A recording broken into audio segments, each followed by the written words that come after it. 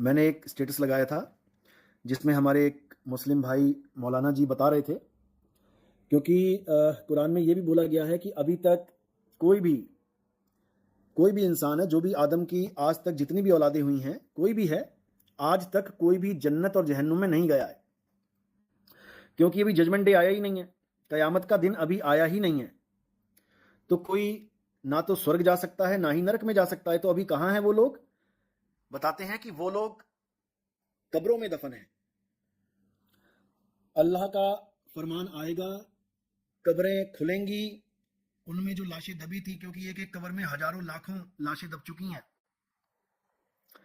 एक एक कब्र में लाखों लाशें दब चुकी हैं आज तक। ये मत सोचना कि मेरे घर के पास कब्रिस्तान है, बस इसी में ही दबी हुई हैं। महाभारत में जब कर्ण को मारा गया था, तो उसका जो आखिरी उसकी इच्छा थी, उसकी इच्छा ये थी कि मैं ऐसी जगह मेरा संस्कार हो जहां पर उस हिस्से में, उस जमीन पे कोई संस्कार ना हुआ हो। तो कृष्ण जी ने वहां साफ मना कर दिया था कि इस दुनिया में ऐसी कोई जगह ही नहीं है जहां पर किसी का संस्कार ना हुआ हो, यानी जहां पर लाशें ना गिरी हों, जहां पर लाशें दफन ना हुई हों। इतनी भी जगह नहीं बची है इस दुनिया में। पता नहीं कितने लोग मर गए, दब गए, उसी में खप गए। कितनी बार कब्रिस्तान शहर बन गए, शहर कब्रिस्तान बन गए, कोई गिनती ही नहीं है। तो इस चीज से ऊपर उठ जाना कि केवल वही कब्रिस्तान है जहां पर तुम्हारे घर है उसके पास में, ऐसा नहीं है। पता नहीं कब्रिस्तान के ऊपर ही तुम्हारा फ्लैट बना हो, तुम्हारा घर कब्रिस्तान के ऊपर ही हो। तो कुरान में जो बात आती है कि शहीदों के बारे में आता है कि शहीदों की जो आत्मा है वो कबूतरों में डाल दी गई है, परिंदों में। और वो परिंदे कहाँ हैं? उनके घोंसले कहाँ हैं? स्वर्ग में उनके घोंसले हैं, और उनको दाना चुगने को मिलता है, और वो बढ़िया से दाना चुग रहे हैं। पता नहीं कितने युग बीत गए दाना चुगते चुगते। जब कयामत की रात आएगी तो उनके शरीरों को भी जिंदा किया जाएगा, उनका हिसाब होगा। अरे हिसाब से पहले तुमने जन्नत दे दी उसको, हिसाब क्या होगा? अब उसको नरक में थोड़ी डालोगे। जो शहीद है, जिनको जन्नत मिल चुकी है, वो शहीद हो गए तो नरक में थोड़ी जाएंगे अब। असल में यहां पर बहुत गुप्त भेद है, बहुत गुप्त भेद है। ये गुप्त भेद तब समझ में आएगा जब मूल ज्ञान को समझ जाओगे।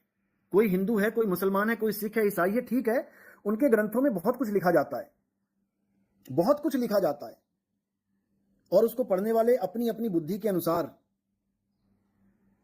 केवल अपनी बुद्धि के अनुसार समझने की कोशिश करते हैं, और उतना ही समझ पाते हैं जितना उनकी बुद्धि समझ पैदा करती है, उससे ज्यादा नहीं समझ सकते। जितना विवेक उनकी बुद्धि पैदा करती है, उससे ज्यादा वो विवेकी बन ही नहीं सकते। अब वहां पर कबूतर और घोंसले और दाना लिखा है, तो उन्होंने कबूतर और घोंसले और दाना ही मान लेना है, उसको बदल नहीं सकते वो। क्यों? क्योंकि लिखा है, इसलिए वो लिखे पढ़े लोग हैं, लिखी हुई बात को पढ़ने वाले लोग हैं, पढ़े लिखे नहीं है, पढ़ के समझ के उसको सही से लिखने वाले लोग नहीं है। इसमें फर्क होता है।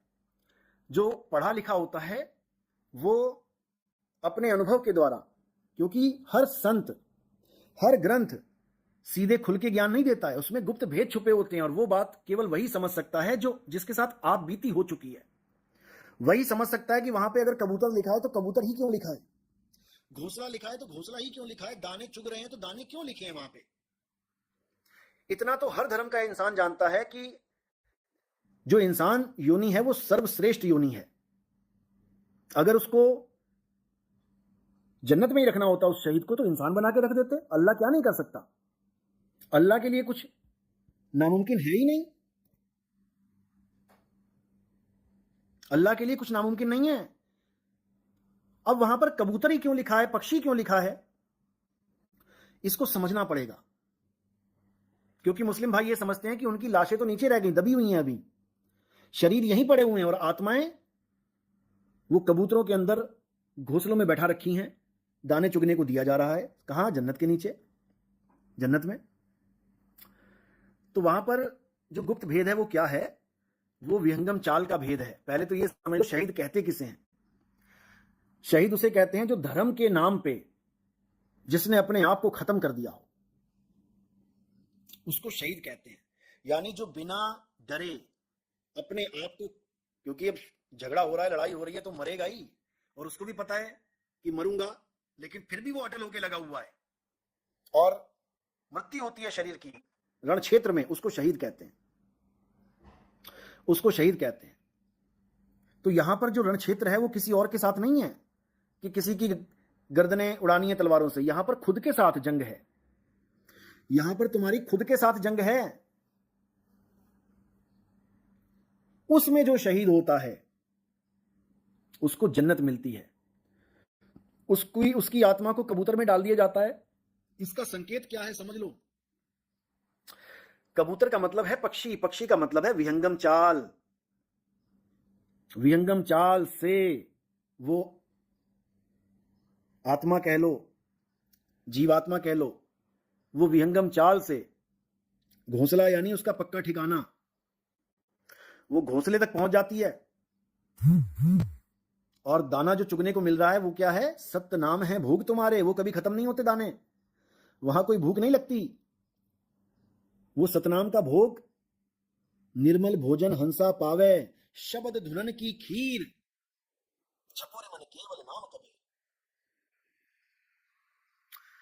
तो ये सब संकेत हैं कि कौन से घोंसले में पहुंच जाएगा वो, कौन सा दाना खाएगा वो, और कैसी चाल से जाएगा वो।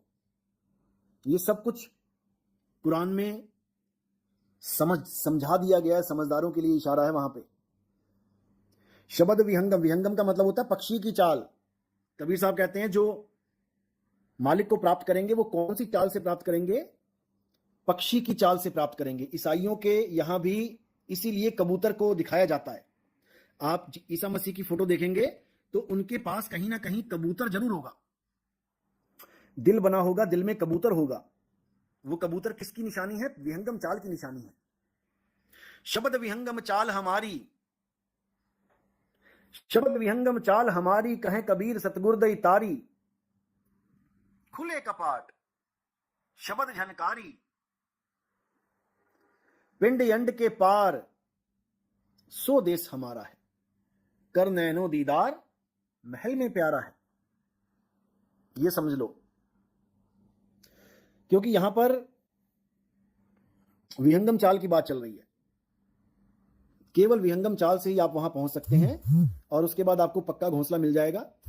आराम से उसमें रहिए, कोई दिक्कत नहीं है, वो अचल स्थान मिल जाएगा। और जितने मर्जी दाने चुगिए, वहां कोई कमी नहीं है।